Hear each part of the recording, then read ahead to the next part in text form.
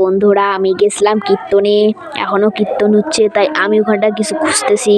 তো খুঁজতে খুঁজতে আমি একটা কিছু চমকানো দেখলাম। ও ভাই কিছু চমকাচ্ছে ওখানটায়, চলো দেখি ওখানটায় কি আছে। যখন ভালো মতন দেখলাম কিছু চমকাচ্ছিল, কি একটা কালা কালা কালা কালার স্টিল কালার।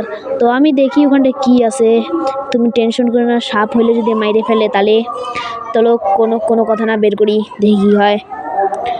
তো ও ভাই এটা তো একটা ঘড়ি ভাই, দেখো এটা তো দেখে মনে হচ্ছে টি10 আলট্রা। চলো দেখি ঘরে যায়। তো ঘরে আসার পরে দেখলাম হ্যাঁ এটা টি10 আলট্রা। তো এটা স্ট্র্যাপ খোলা ছিল তাই একটু নোংরাও হয়েছিল, তো মুছে দিলাম। এ দেখো এটা স্ট্র্যাপটা তো খোলা আছে। বুনু কথা বলতেছে ঘরে। তো এই যে আমি এটাকে লাগানোর চেষ্টা করি ক্যামেরা হাতে, লাগিয়ে দিছি। তো বন্ধুরা এটা দেখো, এই ঘড়িটা অন করার চেষ্টা করছি, পর অন হচ্ছে না বন্ধুরা।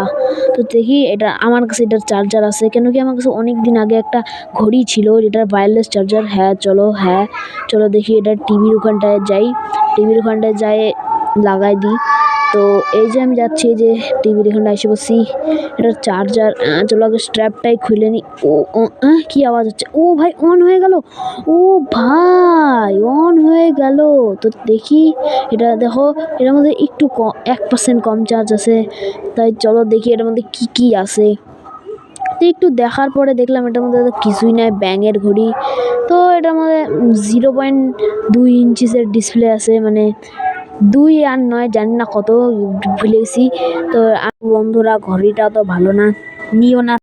টি10 আলট্রা, ব্যাঙের টি10 আলট্রা এর থেকে ভালো তুমি কিছু এই টি10 আলট্রা নেই না। তো আমি তো পাইছি, আমার লাভ হয়ে গেল, তো ফেলাই দিই ব্যাঙের ঘড়ি।